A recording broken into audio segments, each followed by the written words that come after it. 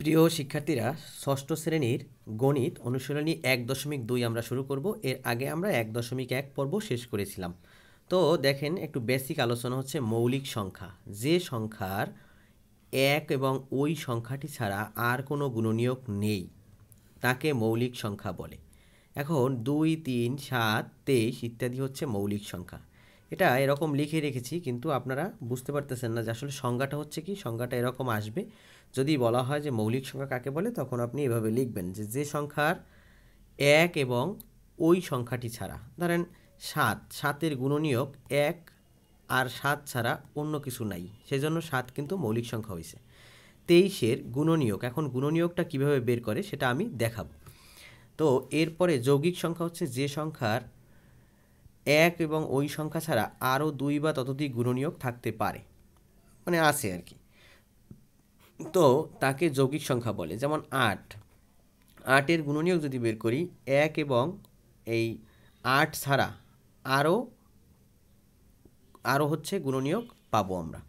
তো এরপরে হচ্ছে সহমৌলিক। সহমৌলিকটা যে 2 বা ততোধিক সংখ্যার সাধারণ গুণনীয়ক শুধুমাত্র 1 হলে সংখ্যাগুলো পরস্পর সহমৌলিক। তার মানে 2 বা ততোধিক সংখ্যার সাধারণ গুণনীয়ক বের করব দুইটা সংখ্যার, যেমন 31 আর 43। এটা হচ্ছে বইয়ের কাজ যে জায়গাটা কাজ আছে, দেওয়া আছে অঙ্কগুলো, সেখানে এই অঙ্কটা আছে যে 31 এবং 43 সহমৌলিক সংখ্যা। কারণ কি, তাদের গুণনীয়ক 31-এর গুণনীয়ক আমি বের করেছিলাম, 43-এর গুণনীয়ক আমি বের করেছি। বের করে আমরা দেখেছি যে গুণনীয়ক শুধুমাত্র এক বাদে আর কিছু নাই। তাহলে এবারে আমরা দেখব যে গুণনীয়কটা কিভাবে বের করে। এখানে আমি লিখেছি যে মৌলিক সংখ্যা এবং যৌগিক সংখ্যা। এখন দেখেন, যদি আমরা 3, 7 এগুলো ধরেছি, তার মানে 7-এর গুণনীয়ক কীভাবে বের করব? 7কে আমরা ভাগ দেব। কিভাবে ভাগ দেব? 7কে যদি আমি ভাগ দেই, তাহলে 7 কিন্তু 1 দ্বারা ভাগ যাবে, ঠিক না? 1 দ্বারা ভাগ যাইতে পারে, 1 দ্বারা ভাগ গেলে আমি 7ই থাকবে। আর হচ্ছে 7 দ্বারা ভাগ যাইতে পারে, 7 দ্বারা ভাগ গেলে 1 থাকবে। তার মানে 7-এর গুণনীয়ক কিন্তু এই 1 এবং 7, এর বাইরে আর কিছু নাই। তার মানে ওই ভাগ করে লসাগু, যেটা আমরা লসাগুর মতো করে ভাগ করে তারপরে গুণনীয়কটা বের করব। এখন একটা বড় সংখ্যা দেখাই, যেমন 23।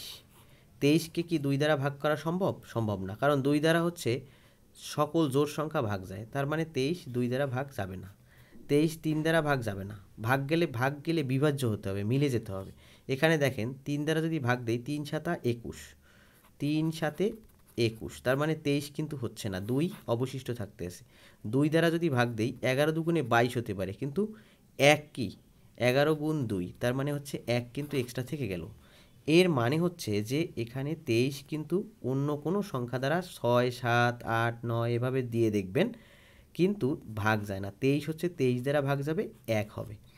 আর হচ্ছে 1 দ্বারা 23কে ভাগ করলে 23 হবে। তার মানে 23 হচ্ছে একটি মৌলিক সংখ্যা।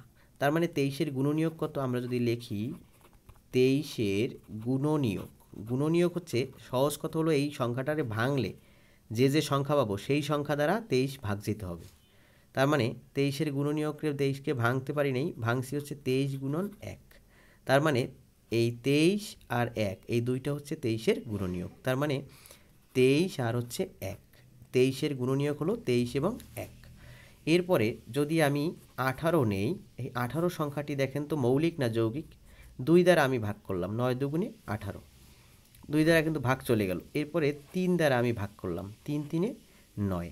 এখন 18 সংখ্যাটির পরিবর্তে আমি লিখতে পারি 18 গুণন 1, যেটা গুণ করলে 18ই হইতে হবে। তারপরে এই 18কে ভাঙলে 9 দুগুণে 18।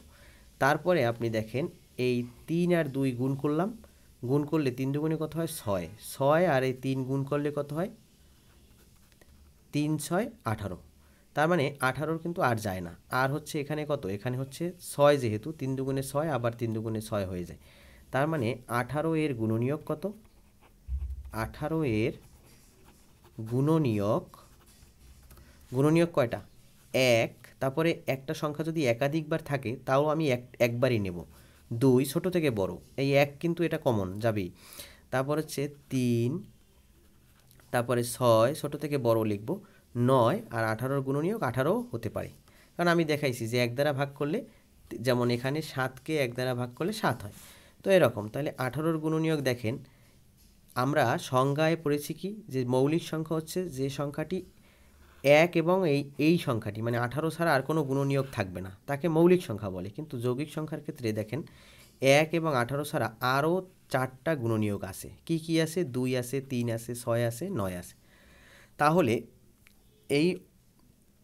এটি হচ্ছে এই 18 সংখ্যাটি হচ্ছে কি যৌগিক সংখ্যা। তার মানে একে ভাঙলে আমরা 1 এবং ওই সংখ্যা বাদে আরও অনেক সংখ্যা পাবো। এরপরে আমরা এখন দেখব যে অনুশীলনীতে কি বলছে।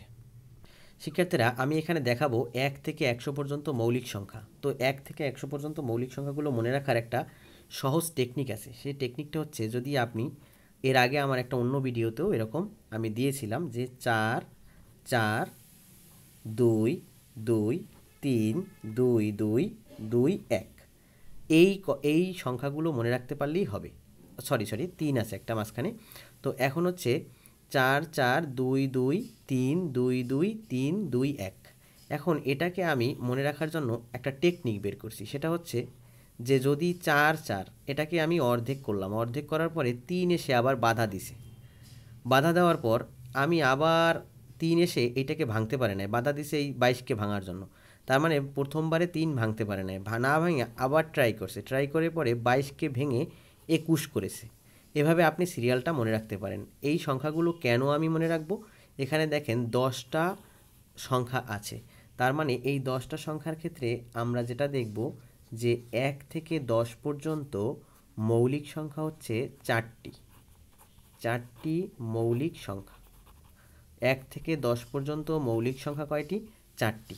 এখন কারণ কি, এই যে 4, এইটা হচ্ছে 1 থেকে 10, তারপরেরটা হচ্ছে 11 থেকে 20, তারপরেরটা হচ্ছে 21 থেকে 30, তারপরেরটা হচ্ছে 31 থেকে 40।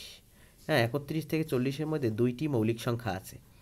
এরপরে 41 থেকে 50-এর মধ্যে আছে 3টি, 51 থেকে 60-এর মধ্যে আছে 2টি, এবং 61 থেকে 70-এর মধ্যে আছে 2টি, আর তারপরে হচ্ছে 71 থেকে 80-এর মধ্যে আছে 3টি, 81 থেকে 90-এর মধ্যে আছে 2টি, 91 থেকে 100-এর মধ্যে আছে 1টি মৌলিক সংখ্যা। এগুলো যখন মনে রাখবেন তখন, যেমন দেখেন 2 3 5 7, এখন জোড় সংখ্যা শুধু একমাত্র জোড় সংখ্যা মৌলিক হবে, সেটা হচ্ছে 2 বাদে আর কোনো জোড় সংখ্যা মৌলিক নাই। তার মানে 1 থেকে 10-এর মধ্যে আমি 4টা হিসাব পেলাম। এরপরে 11 থেকে 20। তো আমি এখানে মৌলিক সংখ্যাগুলো লিখে রেখেছি। দেখেন 1 থেকে 10-এর মধ্যে হচ্ছে 4টি মৌলিক সংখ্যা আছে, 2 3 5 7, তার মানে একমাত্র জোড় সংখ্যা মৌলিক হবে শুধু 2। এরপরে 11 থেকে 20-এর মধ্যে মৌলিক সংখ্যা থাকবে কটা? 4টি, তার মানে 11 13 17 19। হ্যাঁ, তারপর হচ্ছে 21 থেকে 30 পর্যন্ত মৌলিক সংখ্যা হচ্ছে 2টি, তার মধ্যে কি কি? 23 আর 29। এর পরে 31 থেকে 40-এর মধ্যে মৌলিক সংখ্যা কয়টা? 2টা। কি কি? 31 37। এগুলোকে যদি গুণনীয়ক নির্ণয় করি, 1 এবং এই সংখ্যাটা ছাড়া অন্য কোনো গুণনীয়ক পাওয়া যাবে না। তারপর হচ্ছে এরপরে 41 থেকে 50-এর মধ্যে হচ্ছে 3টা। দেখেন এই সিরিয়ালটা মনে রাখলে সবচেয়ে আপনারা উপকৃত হবেন। নাম্বারের মতো মুখস্থ করে রাখলে তখন আমরা 10 ঘর 10 ঘর করে আগাইলে এই সিরিয়ালটা সুন্দর করে লিখতে পারবো। তো 41 থেকে 50-এর মধ্যে 41 43 47।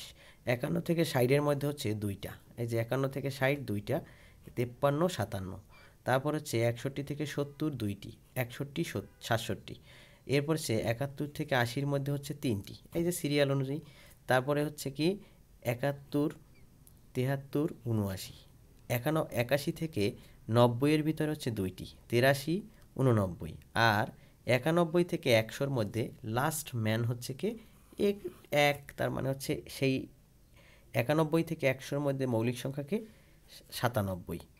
তো এবারে এরকম যখন মনে রাখবেন, এটা 2-3 বার করে প্র্যাকটিস করবেন, তাহলেই আপনারা কিন্তু এটা খুব সহজে মনে রাখতে পারবেন। এরপরে আমরা অনুশীলনীর একটা অঙ্কে চলে যাব। দেখেন অনুশীলনী অঙ্কে বলছে যে 1 নম্বর অঙ্কে বলেছে যে 30 থেকে 70 পর্যন্ত মৌলিক সংখ্যা লেখো। এখন আপনাকে পরীক্ষার খাতায় কিন্তু এভাবে প্রশ্নে এভাবে নাও দিতে পারে, 60 থেকে 90 পর্যন্তও বলতে পারে, আবার 10 থেকে 50 পর্যন্ত বলতে পারে, ইচ্ছা মতো বলবে। তো এখানে হচ্ছে আমরা এই যে সিরিয়ালটা আপনি এক পাশে এক জায়গায় লিখে রাখবেন, এটা কিন্তু অঙ্কের অংশ না, এটা আমি জাস্ট লিখে রাখতেছি। কেন? কারণ হচ্ছে যাতে আমরা হ্যাঁ এই সিরিয়ালটার অনুযায়ী আমরা কিন্তু বলতে পারবো। যেমন এখানে গেল 1 থেকে 10, 11 থেকে 20, তারপর হচ্ছে কত 21 থেকে 30, তাহলে এই তিনটা আমার বাদ। তার মানে 30 থেকে আমরা শুরু করব, 30 থেকে একদম 70 পর্যন্ত। তার মানে 30 থেকে 40-এর মধ্যে কয়টা মৌলিক সংখ্যা আছে আমি কিন্তু বের করে ফেলতে পারবো। 30 থেকে 40-এর মধ্যে আছে দুইটা, কে কে? 31 আর হলো 37, হয়ে গেল। এরপরে তিনটা মৌলিক সংখ্যা আছে, তারপর হচ্ছে কি 30 থেকে 40 হয়ে গেল, 41 থেকে 50-এর মধ্যে তিনটা মৌলিক সংখ্যা আছে, কি কি? 41, 43 আর 47, তিনটা হয়ে গেল। তারপরে কিন্তু দুইটা মৌলিক সংখ্যা আছে 51 থেকে 60-এর মধ্যে, শিক্ষা কে কে? 53, অনেকে 51-কে মৌলিক সংখ্যা হিসেবে ধরে, কিন্তু আসলে 51 কিন্তু যৌগিক সংখ্যা। তারপরে 53 আর হচ্ছে 57, দুইটা মৌলিক সংখ্যা লিখে ফেললাম। তারপরে 61 থেকে 70-এর মধ্যে মৌলিক সংখ্যা আছে কয়টা? দুইটা।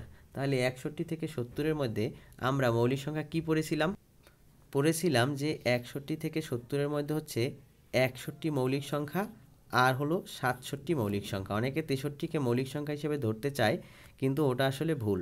তা দেখেন এখন 1 2 3 4 5 6 7 8 9, এই 9টা মৌলিক সংখ্যা আছে, এবং আপনি কিন্তু কাউন্টও করতে পারবেন যে এখান থেকে এই পর্যন্ত কয়টা, 3 2 5, 5 আর 4 9, 9টা মৌলিক সংখ্যা আপনাকে লিখতে হবে। তখন কিন্তু আপনার কাছে এই জিনিসটা ইজি হয়ে যাবে যে আসলে এভাবে মৌলিক সংখ্যাগুলো লিখে করে ফেলা যাবে। গেল এটা। এরপরে তাহলে মৌলিক সংখ্যার কাজ হয়ে গেল। এরকম আপনাকে যদি এরকম দেয়, আমি একটা প্রশ্ন আপনাকে হোমওয়ার্ক দিচ্ছি, আপনি কমেন্টে লিখে এটা করে আমাকে দিবেন। সেটা হচ্ছে 40 থেকে 90 পর্যন্ত, 40 থেকে 90 পর্যন্ত মৌলিক সংখ্যাগুলো লেখো। তার মানে 40 থেকে 90 পর্যন্ত আপনি মৌলিক সংখ্যাগুলো লিখে কমেন্ট বক্সে কমেন্ট করবেন। দেখা যাবে যে আপনি খুব ইজিলি এই পদ্ধতিতে পারবেন। এবং আপনি আরেকটা ব্যাপার হচ্ছে, যদি প্রশ্ন আসে যে 1 থেকে 100 পর্যন্ত মৌলিক সংখ্যা আছে কয়টি, সেক্ষেত্রে কিন্তু আমরা এগুলোকে যোগ দিয়ে দিলেই হয়ে যাবে। 2 2 3, 3 একবার বাধা দিছে, 22কে ভাঙতে পারে না, আবার 22ই হয়েছে, আর একবার 3 সামনে আসছে, তারপরে 1 ভেঙে গেছে। তাহলে আমরা কিন্তু এইটাকে এখন কি করব, এটার সাথেও যোগ হবে। তার মানে এই টোটাল সমস্ত সংখ্যাগুলোকে যোগ করলে দেখবেন যে 25টি, এখানে 25 পাওয়া গেছে। তার মানে 1 থেকে 100 পর্যন্ত মৌলিক সংখ্যা আছে কয়টা? 25টি। এখন যদি বলে 1 থেকে 50 পর্যন্ত মৌলিক সংখ্যা আছে কয়টি, সেক্ষেত্রে আপনি কিন্তু ইজিলি করতে পারবেন যে 4 4 8, 8 8 4 12, 12 আর 3 15, 15টি হচ্ছে 1 থেকে 50 পর্যন্ত মৌলিক সংখ্যা আছে। তারপরে আরও যা আছে সেটা হচ্ছে 10টি। তার মানে এই হয়ে গেল আমাদের মৌলিক সংখ্যার ব্যাপারগুলো। এবং গুণনীয়ক কিভাবে বের করে সেটাও আমি কিন্তু দেখিয়ে ফেলেছি। এরপরে গুণনীয়ক যখন আমরা সহমৌলিক করব তখন আরও ক্লিয়ার হয়ে যাবেন। তো চলেন আমরা এবার সহমৌলিক সংখ্যাগুলোকে একটু দেখি কিভাবে করা যায়। তো সহমৌলিক বের করার আগে আমি আবার একটু সংখ্যাটা মনে করাই দিই যে 2 বা তার বেশি, দুইটা মিনিমাম দুইটা থাকবে, তার বেশি সংখ্যার সাধারণ গুণনীয়ক শুধুমাত্র 1 হলে সংখ্যাগুলো পরস্পর সহমৌলিক। ঠিক আছে? তার মানে এই সংখ্যাগুলো পরস্পর সহমৌলিক হবে, সাধারণ গুণনীয়ক শুধুমাত্র 1 থাকবে, আর কিছু থাকতে পারবে না। সাধারণ মানে কি? কমন। সাধারণ বলতে কি বোঝায়? কমন। তো এরপরে আমরা তাহলে এখন নির্ণয় করতে যাব। আপনাদের বইয়ে এরকম আছে যে 2 নম্বর অঙ্কে, অনুশীলনীর 2 নম্বরের সহমৌলিক জোড়া নির্ণয় করতে বলছে। তো 2-এর ক আমরা দেখব। তো আগে হচ্ছে 27 যেহেতু আছে, তার মানে আমরা এখানে 27-এর ক্ষেত্রে আমরা 27-এর লসাগু করে নেব। তো এটাকে এই দেখেন 3 3 নং 27, আর আবার যাবে 3 দ্বারা, 3 3 9। এখন 27-এর গুণনীয়কগুলো কিন্তু এখান থেকে লিখতে পারবো। আচ্ছা, আর 54-র ক্ষেত্রেও আমরা এরকম করে নেব 2। তাহলে 54 কতবার যাবে? 27 দুগুণে কত? 54। তার মানে এরপরে 3 দ্বারা যাবে, যেহেতু জোড় সংখ্যার জন্য 2 দ্বারা ভাগ গেছে, 3 দ্বারা যাবে, 3 নং 27, এরপর আবার 3 দ্বারা যাবে, 3 3 9। এখন এখানে আমরা যে মৌলিক গুণনীয়কগুলো পাইলাম, মৌলিক গুণনীয়কগুলোই শুধু লিখবেন না, হ্যাঁ, এখানে লিখতে হবে 27 সমান সমান এই কিন্তু অঙ্ক, এটা এটা আপনারা জাস্ট সাইডে এক জায়গায় নোট করে রাখবেন। এই অঙ্ক শুরু হবে 27 গুণন 1, 27 দিয়ে কি কয়টা ভাবে ভাগ করা যায়। আবার 3 নং 27, হ্যাঁ, আর কিছু করা যায় না, যায় না। আবার এই 3 যদি ভাঙতে যান তাহলে 3 নং 27ই আসবে। আবার তাহলে অতএব 27-এর গুণনীয়কগুলো হলো কত? 27-এর গুণনীয়ক কত? 1 লিখতে হবে ছোট করে 1, তারপরে পাইছি কত? 3, তারপরে এই থেকে কিন্তু অঙ্ক শুরু হয়েছে। এটা জাস্ট আপনি বোঝার জন্য করে নেবেন। আর হচ্ছে 9, মানে যে সংখ্যাগুলো গুণনীয়ক ওই সংখ্যাগুলো দ্বারা যদি 27-এ ভাগ করেন ভাগ যাবে, এটাই আসলে মূল বিষয়। 1 3 9 27। আচ্ছা, তারপরে হচ্ছে আমরা এর পরের সংখ্যাটা আছে 54, তার মানে আমরা এখন 54-র ক্ষেত্রে বের করব। তার মানে 54 সমান লেখা যায় কত? আগে এইটা 1 দিয়ে নেবেন, অনেকে কিন্তু এই 1 দেয় না, এটা কিন্তু চরম ভুল হবে। তার মানে 54-কে যদি এখানে 27 গুণ 2 কত? 54। তারপরে আপনারা 3 গুণন 18 কত? 54। কারণ কি, এই যে 27-কে ভাঙলে 3 নং 27 হয়, 9 আবার এটার সাথে গুণ করে দিছি আর 3 3-এর মতো লিখে দিছি। তারপর হচ্ছে 6 গুণন 9, 6 নং 54, এভাবে দিলাম। এখন আমরা সেমভাবে লিখব যে 54 এর গুণনীয়ক, হ্যাঁ, গুণনীয়কগুলো হলো কত? 54 এর গুণনীয়কগুলো লেখেন 1 2 3 6 9। একটা সংখ্যা যদি দুইবার থাকে তাহলে আপনি একবারই লিখবেন। তারপর হচ্ছে ছোট থেকে বড় করে লিখতেছি 9 18 27 54। এখন সাধারণ গুণনীয়ক কত? দেখেন 54-র মধ্যে আর 27-এর গুণনীয়কের মধ্যে কমন কোনগুলো আছে? এই 1 এখানেও আছে, এখানেও আছে। এরপরে 3 এখানেও আছে, এখানেও আছে, তার মানে 3 এটাও আছে, এটার মধ্যেও 3 আছে।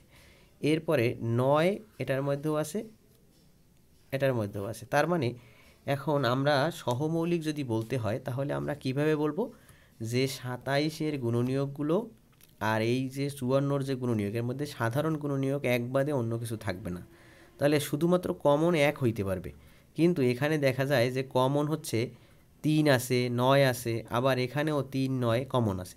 তার মানে দুইটার মধ্যেই 3 এবং 9 আছে, তো এক বাদে আরও সংখ্যা আছে। তার মানে আমরা কিন্তু এটাকে কোনোভাবেই কি সহমৌলিক বলতে পারবো না।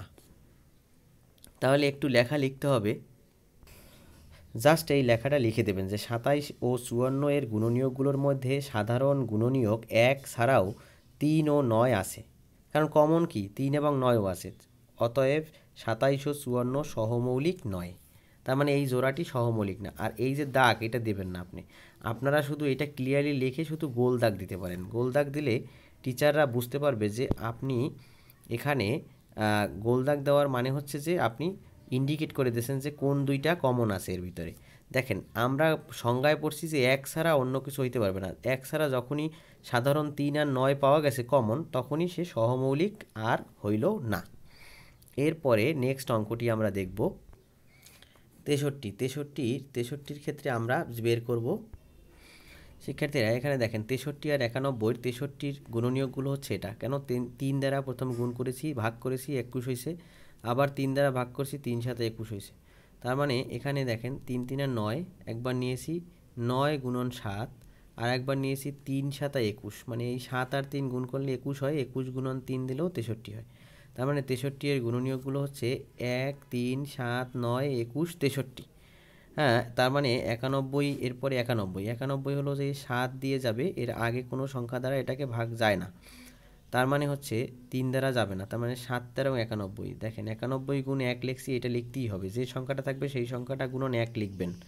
তারপর হচ্ছে 7 গুণন 13, তার মানে 91 এর গুণনীয়কগুলো হচ্ছে 1 7 13 91। এখন দুইটা গুণনীয়ক আমরা বিশ্লেষণ করব, তার ভিতরে 1 তো কমন থাকবেই সবসময়, তারপরে দেখব অন্য কোনো সংখ্যা কমন আছে কিনা। তার মানে দেখতে পাচ্ছি যে 7 এখানে কমন আছে, তার মানে 1 বাদে আরও একটি সংখ্যা কমন পাওয়া গেছে।